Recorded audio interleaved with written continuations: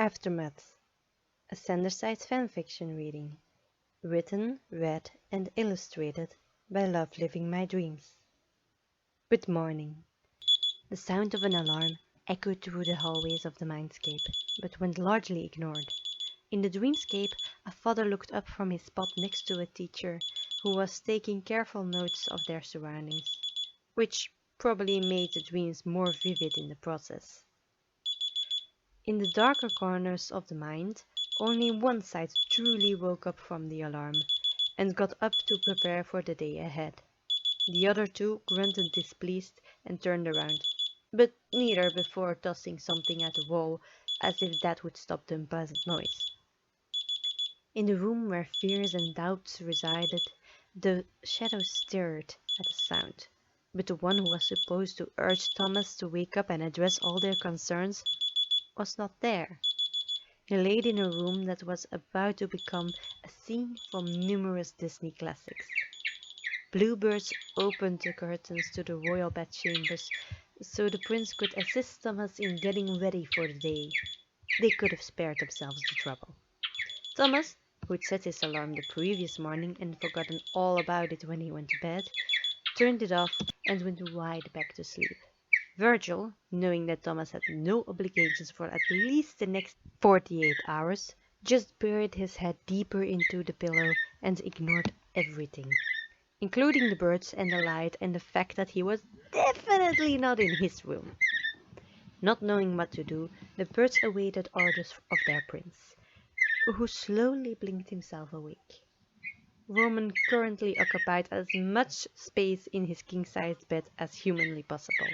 As adjusted to the light, he stretched a little, feeling a slight tug at the bottom of his shirt as he moved. He looked down and found Virgil curled up at the far edge of the bed, with one hand reaching out and holding onto the fabric of his sleeping shirt to assure himself of his presence. In the light of day, he could see that when Virgil manifested in his sleepwear, his makeup vanished, allowing Roman to really see the other side's face for the first time in almost 20 years. In the mindscape, the side's physical appearance varied a little more than in the real world. Roman was the tallest of them. Patton and Logan both were about Thomas's height, and Virgil stood an inch shorter. At least he did when he stood straight, which was almost never. Patton had freckles everywhere, and his dirty blonde hair was curly. Logan's skin was spotless and a little pale. His dark hair was always combed back neatly and cut shorter than Thomas's. Roman's skin was tanned and his chestnut hair had a slight elegant sweep to it, and he always combed it out of his face. Got to show off the moneymaker after all. Virgil was the only one of them who had stuck to Thomas's real hairstyle, except he let the bangs go straight down his face, and ever since Thomas colored it for the first time, Virgil kept the purple as his new signature look. Roman had opted not to paint his hair full rainbow because he wanted to allow Virgil to stand out in his own way.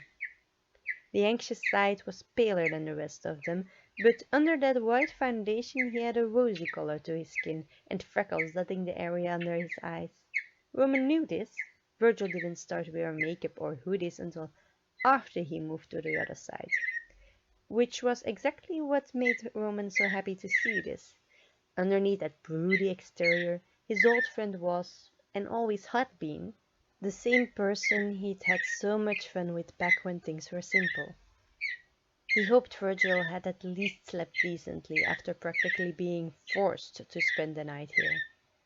Virgil was a creature of habits. They comforted him. That much Roman had learned. This unexpected change couldn't be pleasant. He looked up to the helpful little creature at his windows, who were wondering what to do. He gave them a gentle smile and signaled that they could go. He didn't need their help this morning. They bowed and closed the curtains on their way out. Roman, knowing he wouldn't be able to go back to sleep, slowly sat up straighter. He made sure not to disturb Virgil. He deserved every second of sleep he could get. He, Patton and Logan all had been horrified to learn that Virgil rarely allowed himself to really sleep. Technically, they didn't need to sleep, or eat, or do anything Thomas needs to do to stay alive. They have no real bodies that can starve or get us exhausted. But mental exhaustion is still very real. They all had to at least take a nap every once in a while. It wasn't like ducking out. Even asleep, they remained a part of Thomas's being, but it weakened their influence slightly. Virgil, apparently, was so stressed about something going wrong while he was asleep that he always postponed it as long as he could. So perhaps mental health days would be a good thing for Virgil too. Maybe he could relax today and have some fun without half his mind being with whatever Thomas was currently doing. Speaking of having fun, Roman summoned a notepad and started writing down ideas for what Thomas could do today. Fun activities that had no goal or obligation other than to recharge all of their batteries so they could tackle the next challenge at full strength. Not too intense for Virgil, but stimulating enough for Logan, and wholesome and cute for Patton, and somehow entertaining for Janice and Remus as well. Well, there is that book that Thomas meant to read. It came highly recommended, but there never seemed to be time to really sit down and read it. And there were a couple of puzzles he bought for slow days. One in particular had lots of cute animals in it that Patton would love. There was a Lego Disney castle. Oh, playing Kingdom Hearts would be fun. That one was probably best for everyone. Challenging for Logan, but not so stressful that it would trigger Virgil. Patton loved the whole heart and friendship storyline. And he was sure that Janice could appreciate the many layers to the story or whatever. Remus definitely liked the Heartless. And personally, he could never resist anything that involved Disney, especially when they could play the hero who saved all their beloved characters from evil. He could definitely spend a few of their hours on that. Now for food. Well, there was the HelloFresh delivery, but Thomas might not feel like cooking at all. Best to have a plan B, just in case. They still had some time to donate their order, and if necessary, they could keep today's delivery for tomorrow and donate that one instead. Roman, realizing what he was doing, couldn't help but chuckle. Look at him making contingencies. Virgil is rubbing off on him. He shouldn't bring his plan B up to Thomas unless it was needed though. Once the idea of ordering some comfort food was on the table, cooking would look even less appealing, and Thomas had been doing so well on cooking his own meals. And cooking for himself made Thomas feel in control of his own life, and Patton was always proud of him when he did that. It was slightly more stressful for Virgil, but not that much more than having some stranger handle their food did. Besides, less social interaction would probably be appreciated. And eating healthy counts as self-care, right? What else? Well, Thomas could watch a few movies. Roman wanted to give him enough things to do today that didn't require their full attention. That way, all of them could do some things for fun too. He could take Virgil on a tour in the imagination. Maybe they could even talk with Remus. He was pretty much alone now. Sure, there was him, but he didn't really count. From the one time Roman and Virgil had talked about downstairs, Virgil had made it clear that even the dark sides didn't like to go anywhere near him. He wasn't going to leave his brother alone with that guy regardless. It wouldn't be fair. Remus couldn't help the way he was. Janice had simply set him loose, and he'd gone a little overboard. Sure, Roman had been mad about it at the time, but he'd gotten over it. Remus had even checked in on him when Roman ventured near the border later that day. He'd been rather pleasant about it all, and seemed even slightly worried he'd done permanent damage. It was veiled in insults about his intelligence and looks, of course. Still, it was nice sentiment he had come to appreciate. And it was more than Janice had ever offered. So, as long as Remus promised to refrain from using violence against him or his friends, Roman could learn to live with his brother again. If Virgil was okay with that, he would not make such a decision over his head. He'd lived with rumors for years. It should be up to him if he wanted to do so again. He tore up the page with suggestions for Thomas and wrote down things he wanted to do himself. It was a take care of yourself day after all, so with his part in taking care of Thomas done, he focused on recharging his own batteries. He glanced down at Virgil. He better make a plan B in case Virgil doesn't feel like spending the day with him and Remus.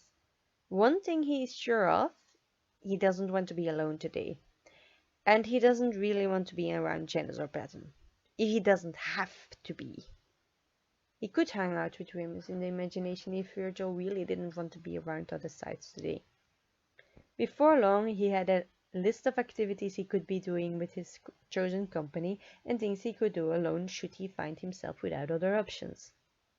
He really hoped Virgil was up for a visit to the imagination, though. He'd been wanting to ask for ages, but there never seemed to be a right time. Now that Remus might be coming along, well, it might take some of the pressure off for Virgil if he wasn't the only new visitor. He just had to take things one step at a time. Suddenly, he felt the grip on his shirt disappear, and he looked down to find Virgil curling up entirely for a moment before letting out a yawn, rolling on his stomach and stretching himself out. Roman bit back a comment about how much Virgil resembled a kitten in that moment. It wouldn't be appreciated. "Morning, Pumpkin King," he greeted playfully. Virgil blinked a few times and then pushed himself up until he sat cross-legged on the bed. "Morning, Princey," he replied, only half awake, rubbing at his eyes. "I hope my accommodations were to your liking," Roman offered as he assembled a piece of parchment and a feather to copy down the ideas he wanted Thomas to consider. It was necessary if he wanted his ideas to come through clearly. Quickly scribbled notes got jumbled along the way until there was only a vague notion of a plan left, just the wish to do something. But when it was written out carefully on parchment, then it was a plan clear as day. Yeah, slept fine. How are you?" Virgil verified tentatively. Roman looked up from his writing to send him an appreciative smile. He didn't insult the openness they'd shared last night by hiding the weariness of his eyes, or overplaying the smile to camouflage the slight worry lines that appeared when he felt less than his charming self. "I'm better. Not all right, but better," he told him honestly. Virgil contemplated that for a minute, and then nodded to himself. "Good. What are you working on?" he asked then, buying them both some time before they'd have to talk about last night and what had awaited them today. "Well, Logan might make the work schedules, but I'm in charge of what happens. Mostly. So I wrote a few options. Once this is done, my day off starts, though." He glances down at Virgil sternly. "As does yours," he reminds him, and Virgil chuckles, throwing his hands up in surrender. "All right, I promise." Then he scoots a little closer to look at what Roman is writing. "Kingdom Hearts sounds like fun," he mutters casually as he leaned back and studied the star-covered ceiling. Unbeknownst to Virgil, his voiced approval added his sigil next to that idea. "I thought we'd all like that one best." With a flourish, Roman signed the paper and let it vanish up to the outer layer of the consciousness, where it wouldn't get everyone else's attention and votes until Thomas made a real decision. It was quite literally out of Roman's hands what would happen now. And for once, he was okay with that. It felt freeing in a way, to let go of an idea and let it be what it would be. He stared at the space where the paper had been seconds ago, contemplating how he could ask Virgil to spend the day in the imagination. "Hey, Ro," Virgil said quietly, getting the performer's attention. "Yes?" "If you ever doubt if Thomas still thinks of you as a hero, ask me, not Janice." That wasn't what he expected. All right. Why? Roman asked, confused, mirroring Virgil's cross-legged position and properly turning on the bed to face him. Like I said, whatever Janice says, you never know by what rules he's playing when he's sincere. And if anyone knows how Thomas might be feeling about his hero, it'd be me. Roman blinked surprised at that. The awkward blush on his brooding friend's face didn't help his confusion. I mean, it's... Remember the middle school writings and stuff we looked at back when we all visited Patton's room? Virgil muttered, avoiding Roman's gaze by studying one of his posters. Yes, it helped me realize just how much I created to calm you down, I suppose, Roman admitted, now feeling a little embarrassed himself. Neither of them was used to this sort of conversation. Last night Roman had been too upset to really care about being vulnerable, and Virgil had been too worried. Now they both sat there with a clear head and no choice but to be aware of the fact that they were both admitting to caring about one another, which was a huge step from the playful I barely tolerate you atmosphere they usually had when such sentiments were an understood thing. Virgil was his best friend, there was no doubt in Roman's mind about that, and maybe they both should tell each other these things more often. It seemed like their resident guardian angel was about to do just that, unless Roman was misreading the situation. Virgil nodded. Right. I mean, I know I really started to act like a villain back then, but we've established that my bits were me being worried and trying to get you guys to pay attention to the dangers I saw. I was scared too, and when Patton and Logan weren't sure what to do because, well, puberty had them both in a mess, Roman nodded. Logan struggled to make sense of everything back then, and Patton, well, it wouldn't surprise anyone to hear that the heart is all over the place in one's teen years. You still rose to the challenge to make Thomas and me feel safe and somewhat in control of things. As adults as we were, as mad as I tried to be with you, you were my hero as much as you were Thomas. If anyone is going to notice when he stops looking up to you, stops feeling calmer when you're in his corner, it's be me. And for what it's worth, you'll always be mine, even if Thomas completely loses his mind somehow, 'cause that's the only way I see him ever stop looking up to you the way he does. Finally, Virgil looked back at Roman with a beet red face and an annoyed expression. Now, stop being so mopey. I'm not good at this comforting stuff, and I never want to be so mushy again, alright? It meshes with my image, he huffed. Roman couldn't help but smile at that. Virgil was obviously compensating for the vulnerable moment, and he could respect that. But his words had calmed so much of his nerves. He nodded in agreement. I shall do my best. Thank you, my lavender compatriot. He sighed as he reached out and laid a hand on Virgil's shoulder. I can't tell you how much I needed that. Knowing that he shouldn't push the physical affection, Virgil probably had his fill of that for the week. He simply squeezed the other side's shoulder and withdrew his arm. Virgil rolled his eyes playfully. No problem, Princey, Virgil assured him.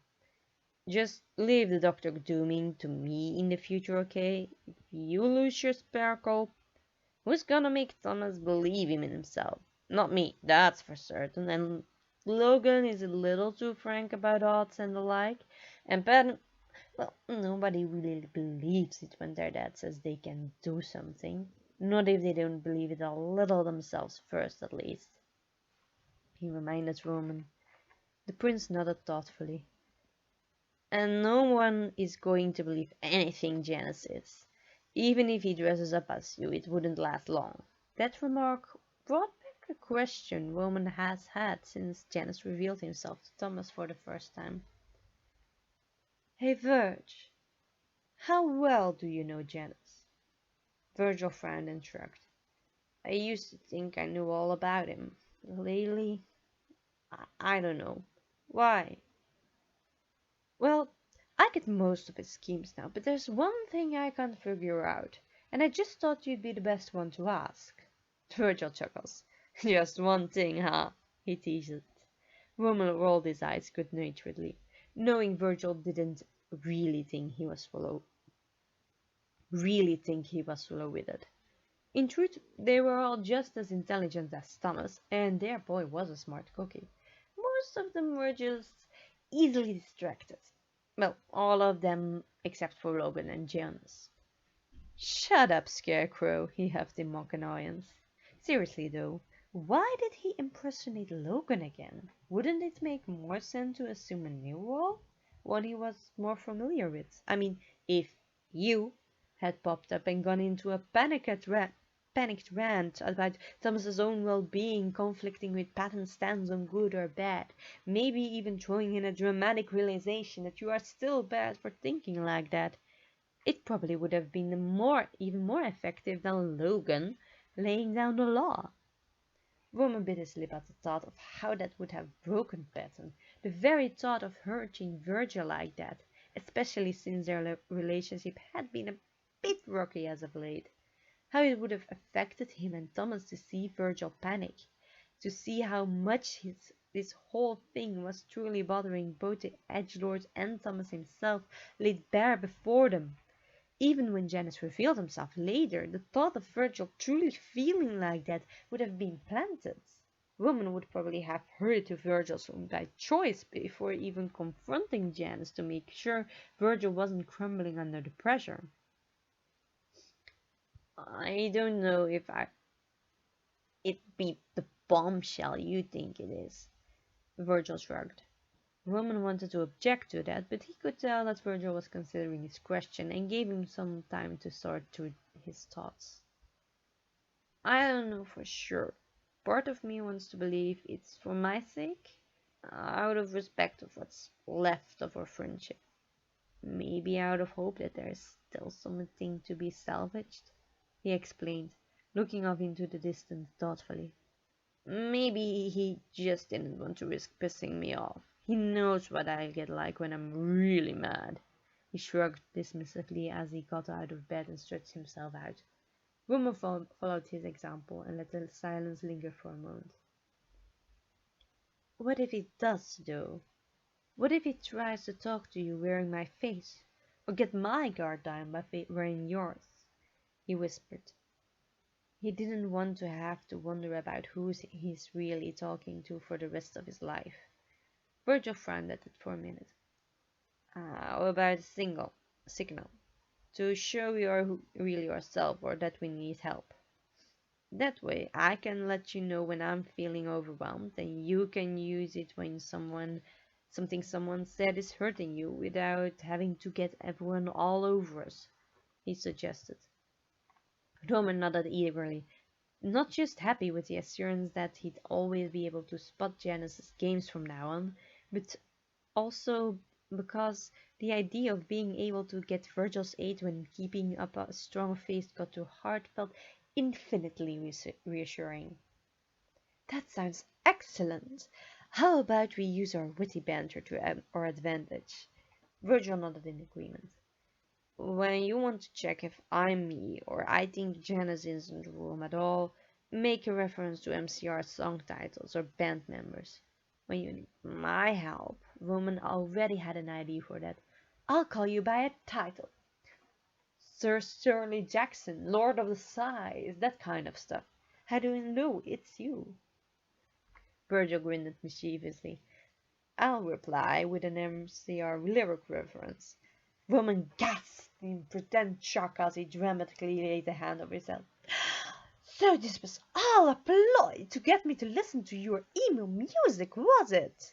He demanded in an accusatory tone, but the slight smirk on his lips proved that he was indeed not being serious. You know it. If I suspect someone is being impersonated, I'll direct a reference to the possible fake. If the coast is clear entirely, I'll direct it at you. Roman nodded. It was a rather ingenious system. No one would question why Virgil tried to direct attention away from himself at any given moment. And if Roman took the bait and shot out jests at the person in question to trip them up, it wouldn't alarm anyone either. Alright, how about when you feel overwhelmed, you reference a color? Any color. He didn't think it would be wise to ask Virgil to get very creative at times like these. He could easily make a jab at his pitch black soul or something along those lines even when thinking started to get harder. Sounds good. Even if I ever doubt you are you, I'll reference a Disney villain, he suggested, and I'll shoot back with a reference to one of the songs from the movie in question. Roman beamed, feeling confident in the system. It was both simple and subtle. The others wouldn't catch on anytime soon. Oh, and if you spot Janice while I'm unaware, just refer to my ego at the first opportunity, Roman suggested.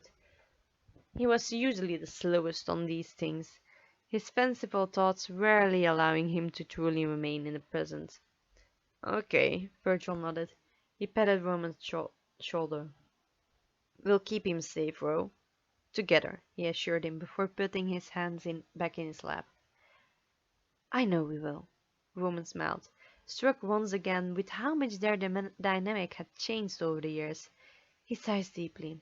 There is one last thing he needs to say to move forward, to continue with nothing but honesty between them. Virgil, about the way I treated you back when he started, but Virgil put a hand up. Water under the bridge.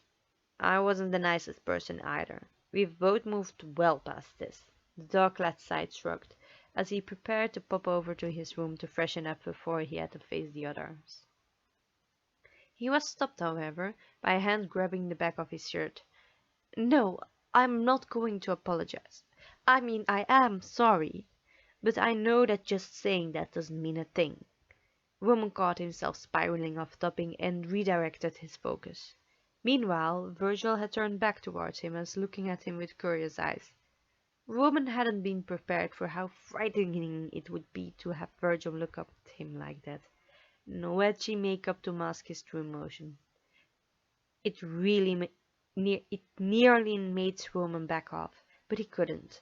His actions moving forward would be the only way he could earn forgiveness, regardless of whether he'd already received it.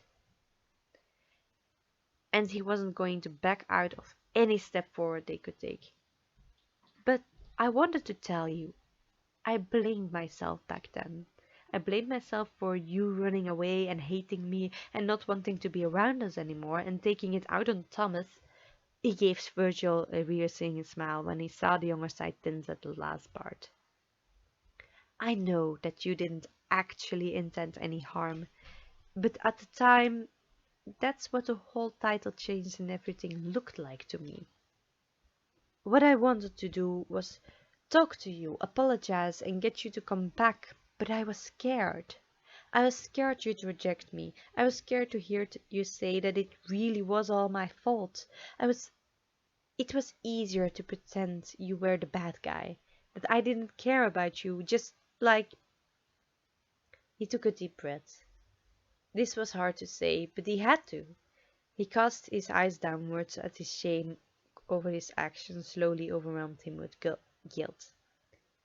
Just like how I pretend I never cared much for Remus rather than missing him, because until now there was no way he would be allowed back to our side of the conscious. Thomas wanted to forget him, so I had to want that too. Thomas didn't like feeling scared or anxious, so I had to defend him from your influence. I didn't hate you, never that, but it was easier to think of you as my opponent than to miss the friend I failed to protect. It was quiet for a few moments. Well, I was just as afraid. I wanted to be friends again for ages too, but I was afraid things could never go back to how they were. or that they would, and I'd be unable to protect Thomas right out of fear to mess up again. And I know that Remus missed you too, and he is just as guilty of not reaching out as you are. We all are. Let's just not make that mistake again, alright? Roman lit up at that. You'd be okay with it if I asked Reman to come live upstairs again? He asked hopefully. Virgil straightened himself and nodded firmly. It's the most confident that Tom Roman has ever seen him about anything. It was almost a bit defiant. Of who he wasn't sure.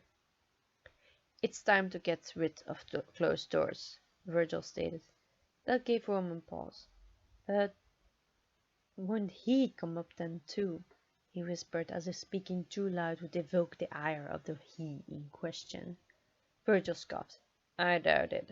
Not unless he feels he's strong enough to take all of us in a fight. And Thomas is nowhere near the point where that is an issue.